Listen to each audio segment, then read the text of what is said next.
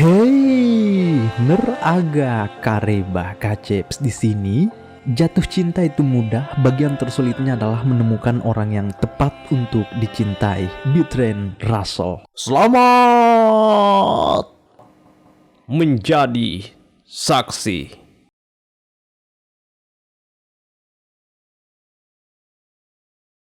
Cerita dimulai dengan melihat suasana pedesaan yang asri, menyejukkan, damai kayak oksigen. Di desa terpencil ini ada sebuah keluarga sederhana tinggal di rumah panggung. Tun sebagai kepala keluarga di rumah ini sudah lama mendahului anak dan istrinya. Itulah mengapa kita melihat hanya ada mereka berdua, anaknya bernama Tan sedang sang ibu bernama Tiara. Tiara ini adalah sosok ibu yang sangat luar biasa, seorang diri tanpa sosok suami yang merawat Tan dari kecil hingga sedewasa ini. Kadangkala Tiara merasa ingin menyerah dalam hidup yang dijalaninya sekarang. Namun memang sang pencipta itu maha kasih, ia selalu memberi Tiara obat paling mujarab untuk mengobati rasa letih, rasa pahit serta kerinduan dengan sang suami tercinta, yaitu dengan melihat senyum anaknya Tan. Sampai hari ini ada satu harapan besar Tiara ke anaknya Tan, semoga ia bisa masuk Universitas Pertanian karena dengan begitu setelah Tan lulus kuliah nanti ia bisa kembali ke rumah dan terus melanjutkan usaha almarhum ayahnya dalam bertani. Tapi pada faktanya dalam hati kecil Tan, ia sama sekali tidak berniat jadi seorang petani, dan karena ia juga tidak punya keberanian untuk memberitahu emaknya perihal itu, Tan pun diam-diam mendaftarkan diri di Universitas Bangkok dalam Fakultas Jurnalistik. Sampai di suatu hari keluarlah pengumuman Tan, ibunya yang mendapati surat kelulusan itu pun langsung kaget lalu bertanya ke Tan, "Hei nak, kenapa engkau terdaftar di Fakultas Jurnalistik? Kan dari dulu ibu berharap kau ini masuk di Fakultas Pertanian demi melanjutkan cita-cita ayahmu kan?" Tidak sepatah kata pun jawaban dari Tan, ia hanya diam merunduk dalam keputusannya sendiri. Meski dihantam kekecewaan besar, Tiara sebagai seorang ibu tentu tidak bisa memaksakan keadaan. Mau tidak mau, ia harus memaklumi keputusan anaknya. Riuh angin, air mata langit berjatuhan menuntun air mata Tiara, di mana ini semoga ialah yang terbaik atas pilihan Tan sendiri. Lalu pada akhirnya Tiara sudah mengizinkan Tan untuk pergi meninggalkan rumah, melanjutkan studinya di Bangkok. Meski sebenarnya Tiara dalam kekecewaan, tapi lagi-lagi ia selalu mengutamakan senyum dan kebahagiaan anaknya.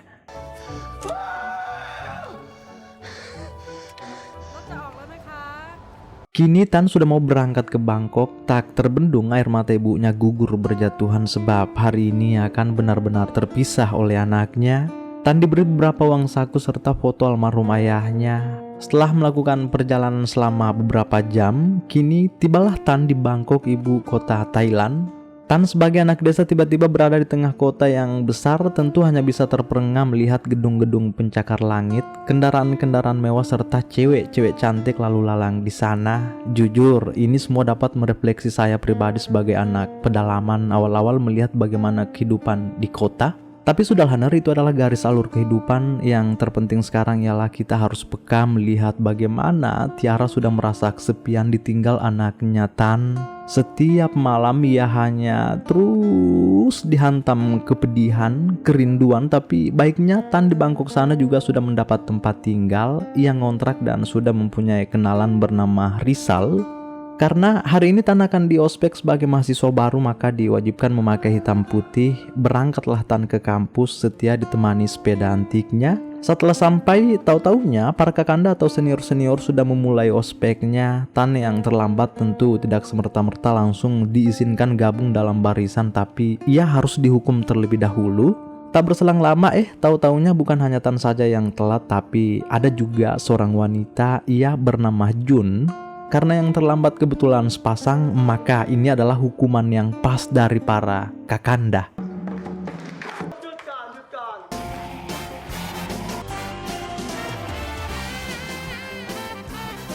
Ospeknya cukup asik, tanpa kekerasan, ageisme atau diskriminasi dari senior. Mereka benar-benar memperlakukan adik-adiknya atau para mahasiswa baru ini dengan seru-seruan, tapi tetap mengutamakan etika. Setelah ospeknya selesai, jalanlah Tan dengan Jun di sekitaran kampus. Mereka bersenda gurau sekaligus saling kenalan. Berarti Tan sudah mendapat 2 kenalan di Bangkok dong sekarang. Setelah pulang ke kontrakannya, Tan menelpon ibunya. Saya kira Tan di sini nelpon karena mau menyampaikan kata rindu. Tahu-taunya minta dibelikan iPhone, padahal Tan baru beberapa hari di sini. Mendengar itu, Tiara sempat menghela napas lalu kembali tersenyum dan memberitahu Tan jika pasti diusahakan kita kumpul-kumpul uang dulu ya nak. Apalagi tagihan air, listrik juga sudah nunggak. Kata Tan, baiklah. Di keesokan harinya dimulailah kuliah perdana Tan, tapi entah kenapa ia begitu tidak terlalu fokus dengan pembelajaran, malah nengok kiri kanan, atau mungkin karena Tan memperhatikan para gadis-gadis dalam kelasnya. Di kemudian hari kita lihat ada seorang gadis menaiki sepeda datang ke kontrakan Tan. Saya kira siapa, ternyata itu si Jun. Jun datang kemari karena ia habis membelikan Tan sarapan sebelum ngampus. Tapi karena melihat Tan masih ngorok di dalam, Jun pun menaruhnya di jendela saja. Wah, perhatian betul si Jun itu, padahal ia baru-baru kenal dengan Tan, atau mungkin ia peduli karena mengetahui jika Tan ialah anak rantau datang ke sini untuk pendidikannya. Di hari berikutnya sebelum ke kampus, Jun menata baik-baik wajahnya, entah ini untuk mencari simpati Tan atau bagaimana. Yang jelas kita harus mengakui jika si Jun ini manis memang. Setibanya di kampus, Jun menghampiri Tan yang lagi menyendiri sambil nyoret-nyoret bangku. Tan melihat Jun tiba-tiba ada di hadapannya, cukup terkesima melihat penampilan Jun beda dari biasanya. Kebetulan mata kuliah mereka lagi free, Jun pun mencoba mengajak Tan jalan sekalian lebih mengakrabkan diri. Jun mengajak Tan nonton film. Sehabis nonton dan keluar meninggalkan ruangan, Tan berkata itu tadi film apaan, ceritanya tidak jelas. Tak lama dari belakang ada seorang wanita nyahut memanggil Jun. Tahu-taunya itu sang sutradara, ia bernama Oren, biasa dipanggil Aurel. Aurel berterima kasih ke Jun sudah menonton filmnya. Setelah diberi apresiasi ke Jun, Aurel pun pamit sambil memakai kacamata hitamnya. Dari pandangan pertama inilah ada yang aneh dengan Tan. Tuh perhatikan Ner, ia terus menatap Aurel dari belakang. Saking penasarannya Tan, ia langsung bertanya ke Jun, siapakah gadis itu Jun? Jun beritahu, oh itu Aurel, kakak sepupu saya, dialah sutradara film yang kita tonton tadi. Nah, sepulang dari sini, bahkan Tan mulai mengkepoi foto-foto Aurel di Facebook. Bisa kita tebak jika Tan ini pasti mulai penasaran dengan seniornya si Aurel, sepupu dari Jun sendiri. Karena makin kesini Jun dan Tan juga makin akrab, mereka terus barengan main-main ke halaman kampus. Harusnya momen ini bisa membuat Jun tersenyum, namun malah sebaliknya. Kenapa? Karena Tan ini malah terus bertanya perihal Aurel ke Jun, saking penasarannya ia. Bahkan Tan di sini meminta tolong ke Jun untuk memberitahu Aurel jika ia mau bergabung juga ke klub film Aurel. Dari sinilah Jun heran kenapa Tan ini tiba-tiba mau masuk dalam tim padahal awalnya tidak suka film. Jun yang memperhatikan sikap Tan seketika sadar jika Tan pasti jatuh cinta dengan kakak sepupunya Aurel. Lalu entah karena cemburu atau bagaimana, Jun tidak terlalu merespon Tan lalu pergi begitu saja. Lama tak mendengar kabar ibu Tan, tahu-taunya ia masih dengan air mata. Selain karena kesepian, ia juga stres memikirkan biaya kuliah Tan ke depannya. Kenapa? Sebab tanaman arbe yang habis ditanam tiba-tiba semua mengering terkena hama. Atas semua ini, Tiara hanya bisa memasrahkan diri, moga-moga ada petunjuk dari alam semesta. Jun orangnya sangat humble, baik hati, kini mengajak Tan bertamasya ke sebuah pulau. Harapan Jun semoga dengan semua ini, hari-hari Tan bisa lebih berwarna, apalagi Jun sangat memahami jika Tan itu jauh dari orang tuanya kan. Dalam perjalanan ke pulau seberang, ada yang unik dari mereka berdua, yaitu canda tawanya. Mereka main sandar-sandaran, kebahagiaan Tan tak terbendung diajak tamasya ke sini, dan memang itulah sebenarnya tujuan Jun, ia ingin melihat Tan lebih bahagia lagi. Setibanya di pulau seberang, mereka berdua mengisi perut terlebih dahulu. Setelah itu lanjut main sepedaan di taman. Terlihat begitu ikhlasnya Jun menuntun momen ini. Ia benar-benar menghujani Tan warna baru dibaluti bahagia. Intinya Jun di sini mengajak Tan mendatangi semua tempat-tempat spesial, entah itu dari atas bukit, dermaga, serta di sebuah lonceng besar berfilosofi tinggi untuk sepasang kekasih.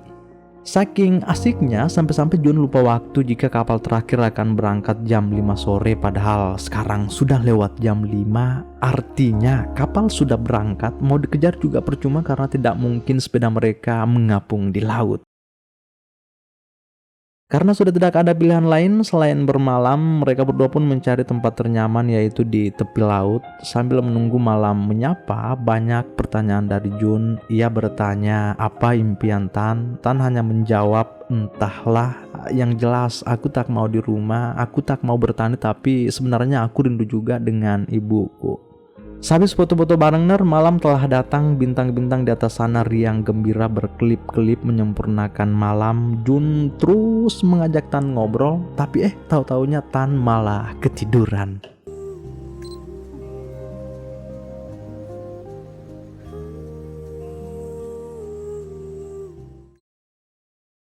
Besoknya Tan bertemu dengan Aurel di kantin kampus. Di sini Tan memberitahu jika ia begitu berminat join di tim film Aurel. Saking antusiasnya Tan sampai-sampai ia memakai kaos I Love Movie. Ini semua usaha Tan mencari simpati Aurel sebenarnya. Obrolan mereka makin asik. Tak lama Jun ternyata datang juga. Ia tengah melihat Tan dan Aurel berduaan. Ada raut cemburu dari Jun, tapi mau bagaimana lagi, ia juga tak bisa senak jidat melarang-larang Tan kenal dengan wanita lain kan. Apalagi memang mereka berdua sama sekali tidak memiliki ikatan apapun kecuali seorang sahabat.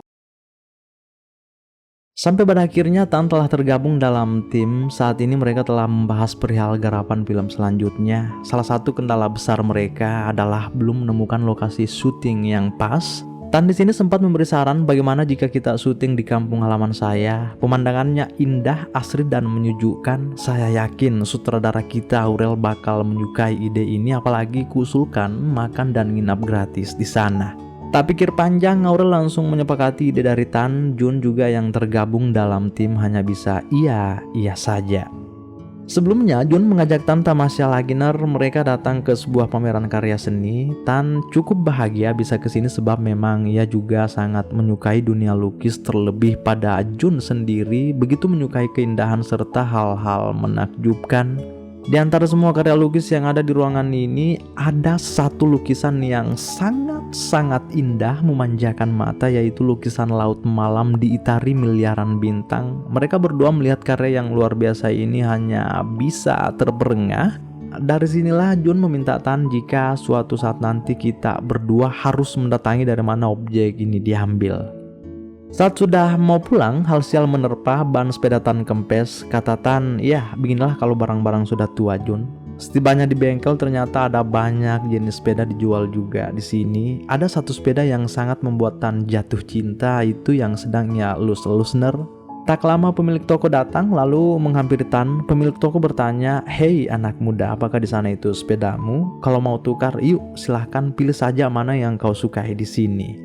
Tan benar-benar mau menukar sepedanya dengan sepeda putih itu, tapi Jun tegas melarang, berkata manusia memang begitu, ada yang lama mau yang baru, padahal yang baru belum tentu memberi kenyamanan. Cocok itu Jun. Tepat hari ini orang tua Jun heran melihat anaknya kenapa tiba-tiba ada di dapur bertempur, padahal sebelum-sebelumnya ia sama sekali tidak pernah memasak. Tahu-taunya ini semua karena Tan. Jun telah mengetahui jika Tan begitu merindukan masakan ibunya di kampung. Itulah mengapa ia sekarang belajar masak sampai sudah beberapa percobaan baru berhasil. Moga-moga masakannya 11-12 dengan masakan ibu Tan. Dengan riang gembira, kini Jun telah membungkus masakannya untuk Tan. Bukannya Jun mendapat terima kasih ataupun ucapan manis, namun ia malah terluka. เจ๋งเลยอ่ะพี่ออนชวนแทนกินข้าวด้วยเหรอจูน Boh, pedih sekali perasaannya Jun. Sudah seharian belajar masak demi Tan, namun ia malah teracuhkan karena Aurel.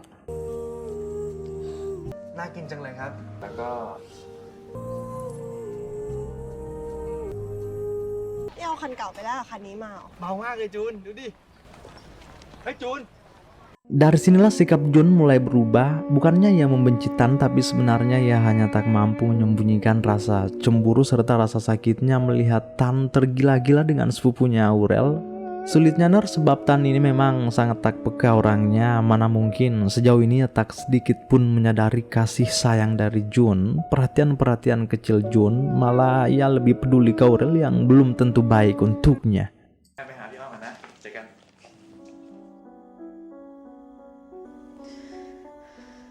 พ Beberapa hari telah berlalu, kini Tan sudah membawa tim Aurel ke kampung halamannya untuk proses syuting. Di sini, mereka disambut hangat oleh ibunya Tan. Tan setia mengantar Aurel masuk ke rumahnya menyimpan barang-barang sekaligus memperlihatkan kamar yang akan ditempati selama di sini. Tan menyarankan Aurel tidur di atas kasur nanti malam, sementara Jun hanya disuruh tidur di lantai. Tan ini benar-benar tidak memahami jika hal-hal seperti itu dapat melukai perasaan Jun sebenarnya. Lalu di saat yang lain sudah pada sibuk mempersiapkan peralatan syuting, Jun ini malah ke dapur mencari ibunya Tan. Ia berkata, ada yang bisa dibantu bu? Baik sekali Jun ini, tidak hanya peka tapi sikapnya juga amat sopan dengan orang tua. Ia diajak cerita-cerita berdua oleh ibunya Tan. Jun bertanya perihal bagaimana kehidupan Tan di kampung, sementara yang lain sudah pada sibuk syuting. Perhatikan si Tan, ia nempel terus ke Aurel. Lalu selama beberapa hari proses syuting telah dilakukan, pada akhirnya kelar juga. Sekarang mereka semua sudah pada mau balik ke Bangkok. Sebenarnya Tan di sini diminta oleh ibunya Ner tinggal beberapa hari lagi karena kebetulan lagi libur kan, tapi Tan tidak mau, katanya masih banyak urusan yang belum selesai. Padahal apa? Ini semua karena si Aurel, durhaka si Tan.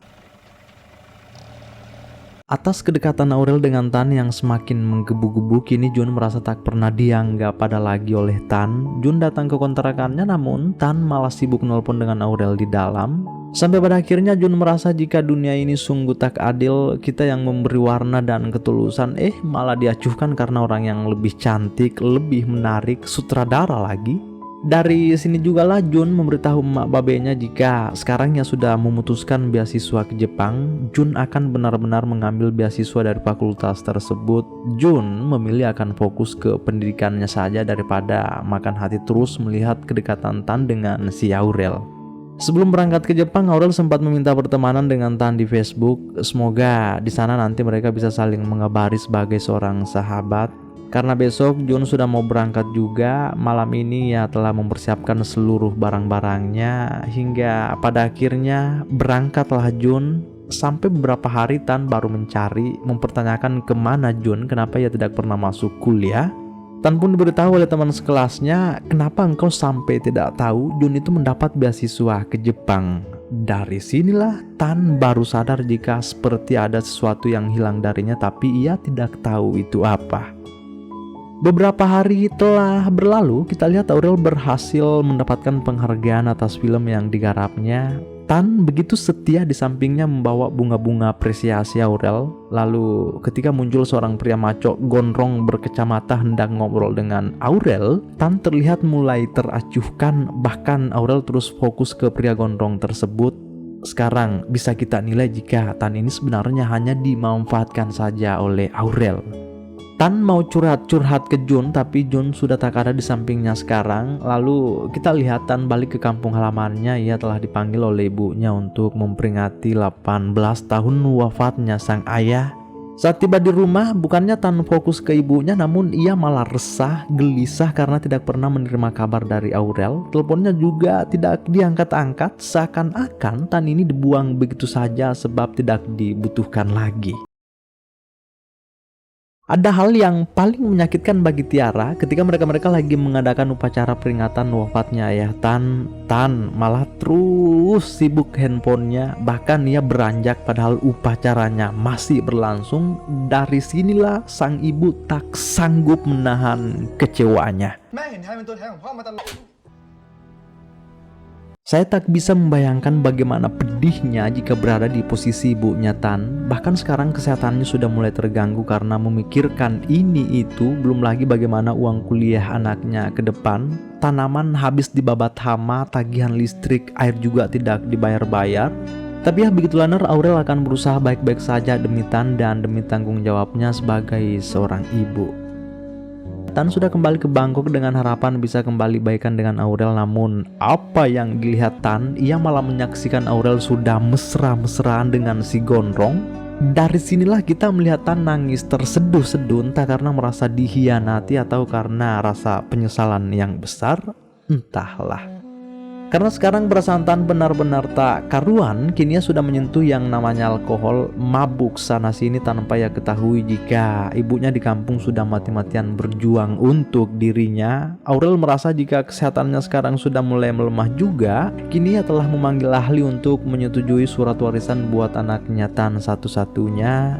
Aurel khawatir siapa tahu dirinya dipanggil duluan oleh sang pencipta sementara surat warisan harta tidak ia tanda tangani untuk anak tercintanya. Rindu rasanya dengan kabar Jun, kita beralih ke Jepang dulu nar. Jun di sana sudah berusaha menghibur dirinya sendiri, keliling-keliling ke pusat kota. Bahagia sekali Jun melihat hal-hal baru di sana. Lalu tiba di kemudian hari Tan telah menerima kabar buruk, ibunya sedang masuk rumah sakit. Namun alhamdulillahnya kondisi Ibu Tan sudah mulai membaik. Tan pun memutuskan pulang ke kampung merawat ibunya. Sikap Tan sekarang benar-benar mulai membaik. Ia penuh perhatian merawat ibunya di desa untuk sementara waktu. Mungkin sudah menyadari jika tak ada yang lebih mulia dengan mati-matian menyayangi sang ibu ketimbang mengejar-ngejar wanita lain seperti Aurel. Di suatu hari, Tan disuruh oleh ibunya mengambil pembukuan pertanian mereka di lemari. Namun Tan malah menemukan setumpuk surat lain. Tan yang amat penasaran mencoba membuka surat tersebut. Tahu-taunya itu adalah surat curahan hati ibunya yang ia rahasiakan ke Tan selama ini. มัดคิดถึงทันมากนะมาสัญญาโตยังมีความสุขแต่พอได้เห็นรอยยิ้มของแทนลูกชายเราและมาต้องอยู่บ้านนี้คนเดียวที่เราสองแม่ลูกต้องแยกจากกันเด็กผู้ชายควรจะได้เห็นโลกบ้างแต่มันก็เหนื่อยมากๆเลยทันจะไม่ร้องไห้เหมือนอย่างที่ทันเคยขอไว้เพื่อในอนาคตใจที่จะเก็บที่ผืนนี้ไว้เป็นสมบัติแต่อย่าห่วงเลยนะทันมาตัดสินใจถูกแล้วใช่ไหมทันมันก็เลยรู้สึกแบบนี้ทันก็ไม่อยู่แล้วก็ไม่ค่อยโทรกลับมา Nyesek betul ini. Untung Tan membaca surat-surat itu di kala ibunya masih ada di sampingnya. Bayangkan jika Tan membaca surat-surat tersebut saat ibunya telah tiada, bakal lebih sakit jadinya. Tan sekarang benar-benar sudah jadi anak yang berbakti. Setiap pagi ia memasak untuk ibu tercintanya. Bahkan Tan sudah memberitahu ibunya jika ia mau pindah ke fakultas pertanian di sini supaya nanti ia bisa melanjutkan cita-cita almarhum ayahnya. Mendengar itu Aurel sangat bahagia melihat Tan akhirnya sudah menyadari semua itu. Semoga kesalahan-kesalahan yang pernah ia lakukan tidak akan terulang kembali. Sebab intinya kedepannya kita semua ini harus berusaha untuk lebih baik lagi. Sebab orang yang selalu belajar dengan hari-hari kemarin adalah orang yang hidup dengan menggunakan akalnya. Wes. Lalu jika kita ingat tentang lukisan laut malam dan bintang yang pernah Tan lihat bareng Jun di pameran seni tempo hari, itu sekarang Jun benar-benar sudah berada di objek lukisan tersebut. Tahu-taunya lukisan luar biasa itu diambil dari laut Jepang. Jun yang berhasil menemukan tempat ini bahagia sekali rasanya, namun ada kecewanya juga sebab dulu rencananya mau kesini bareng Tan, tapi tidak apa-apa, semuanya sudah terlanjur. Intinya Jun berusaha menikmati keindahan Tuhan yang ada di hadapannya sekarang. Ia juga menghubungi Tan, memberitahu jika sekarang ia sudah berada di laut malam dan bintang pada lukisan tersebut.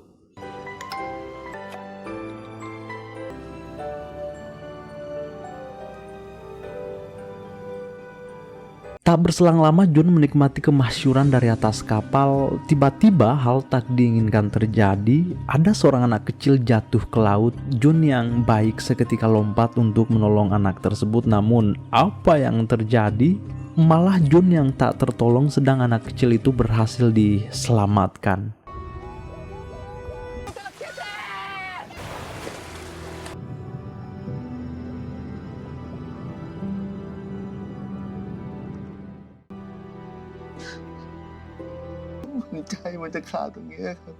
Teriris-iris hatinya Tan. Sekarang ia sudah benar-benar tidak bisa melihat Jun lagi, padahal belum sempat ketemu dan meminta maaf. Bahkan setelah Jun meninggal, Tan baru mengonfirmasi permintaan pertemanan Jun di Facebook. Lalu dari sinilah Tan melihat seluruh curahan hati Jun yang sempat ia publish di berandanya. Semua itu tertuju untuk Tan dan hanya untuk Tan seorang. Simak baik-baik ner. มาบอกกับแทนตรงๆได้จูนก็เลยลองทำดูจักรยานคันเก่าของแทนแทนคิดดูนะสวัสดีแทนเราจะบอกว่าเราติงตองเหรอ จากกับแทน ถึงแม้มันจะเป็นมีโอกาสได้รักกันบ๊ายบายนะ सीने से तेरे सर को लगा के सुनता मैं रहूं नाम अपना